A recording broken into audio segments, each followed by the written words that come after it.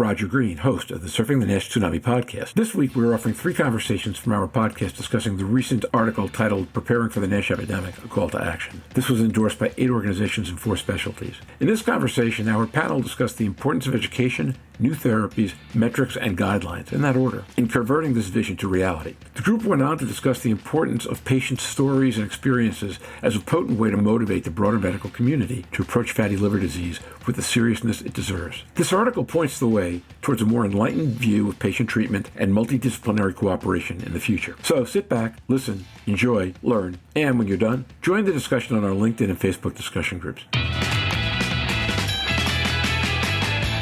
And now, back to Roger. I think all this is fantastic. One of the things we were talking about with Jeff Lazarus and Jorn last week was the idea that if you activate patients and the only place they go is to the hepatologist won't have time to deal with it. So that really it's almost that you've got to come at this from at least 2 directions, which is patient motivation is important, but educating physicians beyond the hepatology community to actually know what to do and why it matters to do it is also important, because otherwise you're simply not going to have enough physicians or enough healthcare providers to treat the patients that are going to emerge. So that's, I think, really exciting. My question, I guess, is what do we think it will take, what do you think it will take, Ken, Stephen, Tony, different perspective, to actually get a significant portion of, say, the primary care community or some of the other specialty communities to the place where they will be activated, where they'll be responsive to patients in the way that Tony wants them to, or where they step up on their own and they say, gee, we need to look at you more seriously. What do you think it'll take us to get there? A comment and review from Louise Campbell. There was no patient stakeholders. There was no other allied professionals, so particularly nursing. And from the Jeff Lazarus, Jean Schattenberg discussion from the week before, their models were and their care models were very nursing focused, where they picked excellent models. Most of the times that a nurse will sit with a patient, they'll get a completely different response from a patient than a physician will. A lot of patients do sugarcoat it. Yes, doctor, I'm fine, doctor. And then the minute the doctor leaves the room, they tell a different story. Ken Cusi. Well, I'll do a first shot at it. So number one is to understand that this is something really important. I still I don't want to bash my peers, endocrinologists or even primary care, but they still say, I've never seen somebody with cirrhosis in my clinic. I'm sure, Steve, I've heard that. And when you put a FibroScan, a diagnostics test in the clinic, all of a sudden you see, wow, oh yeah, this is real. It's like we didn't have any osteoporosis until we used bone densitometers, and it is out there, or even diabetic nephropathy. If you don't measure it, and you don't know until once they're in dialysis. And then when they get really sick, they go to see Stephen, to the hospital, and back home. They don't see anybody else after that. And I think that has to change, and it only will change with this call for awareness. And what is exciting about this call to action is that the American Diabetes officially agreed to do this, and Endocrine Society and ACE,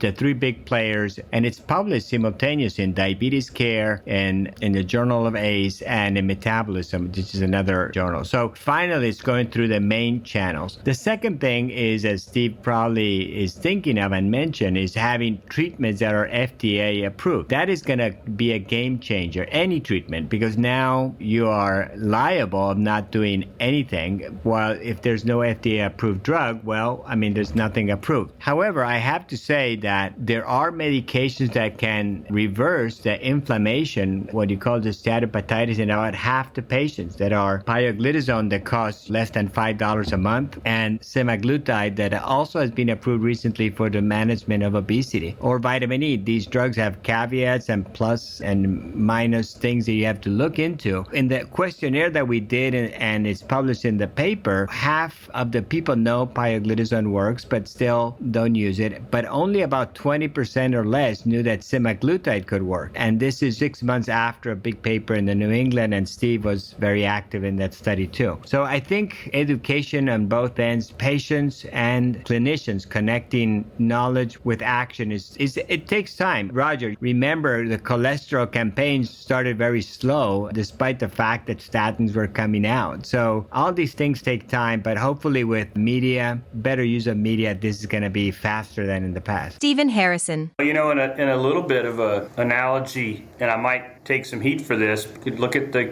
COVID vaccination campaign. It takes time to get the word out and to overcome people's concerns, fears, whatever reason they've got. And just because there's one New England Journal paper published on semaglutide in the setting of NASH, it doesn't mean it suddenly overnight becomes the gold standard or ubiquitous in people's pathways and the way they manage patients. Pioglitazone, obviously, Ken, you and I have been talking about that since the early 2000s. And of course, you're 2006, Steve. We've been 15 years on this. That's when the paper came out, but we were working on it long before that, right? Yeah, that's true. So I really honestly believe we have come at this in stovepipes. We've come at this in fractured, well-intentioned ways of trying to deliver the message, but it's never really gained the kind of traction and momentum that it needs. And I think, and I hope that with where we are in drug development, where we are with patient advocacy groups beginning to work on that groundswell, a movement takes, really, there's one person that starts it, and when the second person validates the movement, things actually begin to happen. So we see that happening. Even today, we have 2 patient advocacy groups on our podcast, and there are more around the world. They're beginning to come together and drive the message to the patients. We have drug development that's so close to being toward the finish line. And now we've got kind of a collective mindset coming together across multiple different specialties, delivering this call to action. We're just living in the moment of a new galaxy forming. It's hard to say what it's going to look like, but it's coming together, and it's going to be terrific at the end. We'll deliver that message, and we'll provide care to patients that need it. As you mentioned, Ken, there is therapy out there right now. It is limited in some of our guidance document to diagnose steatohepatitis. So we've got to kind of make that diagnosis if we want to follow the guidelines. But it's just finding those patients and encouraging patients to come forward and say, look, test me. Do I have this disease? And then primary care or endocrine or GI to say, okay, what's the best way to do that? And then follow an algorithm that involves 2 different testing strategies, either an imaging study followed by a blood-based biomarker, 2 biomarkers of some sort to really get at this. And the beauty of all of these tests is their negative predictive value. And that's the 80% solution, right? If we can exclude those that don't need further workup, that's where our tests are best utilized. It's where do we pigeonhole those people if one test is abnormal? Well, then we need to go prove it with another test and then get those people on to care that they deserve. Andrew Scott. I couldn't agree more, Stephen. What I was saying right before I dropped was that it is going to take this collective effort. The amazing studies that Penn and all the other societies have come together and produced, we've been using some of that data in our outreach efforts to Capitol Hill. I mentioned earlier, we sent a letter with many of those same societies, even highlighting some of Ken's research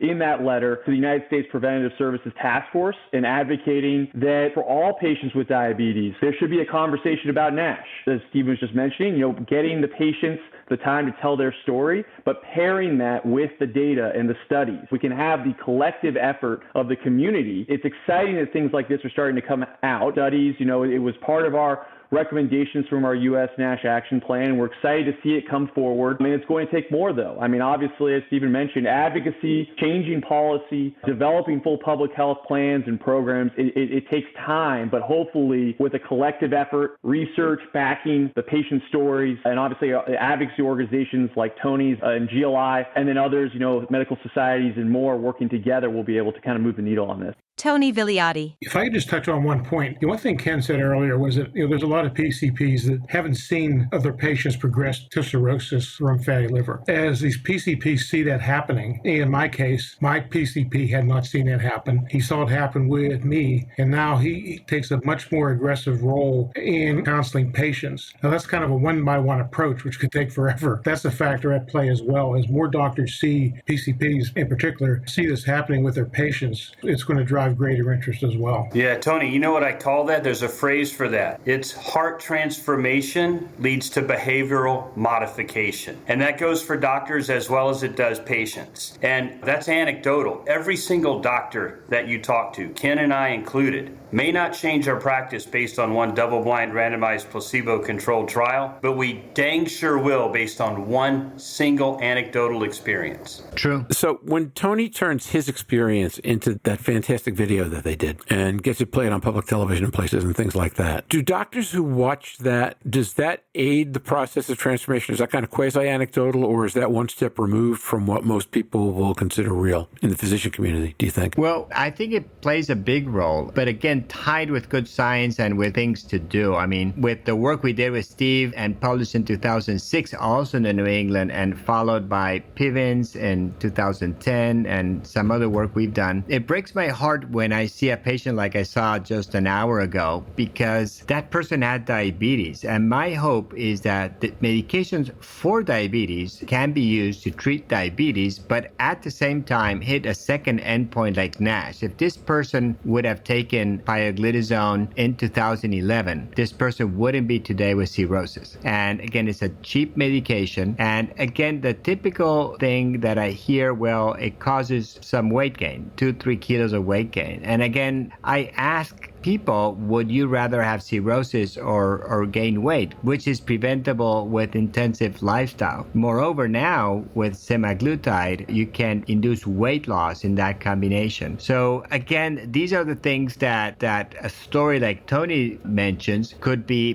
paired with the evidence to really change medical practice. I totally track, Ken. The statement that didn't have to happen is really powerful. I agree completely.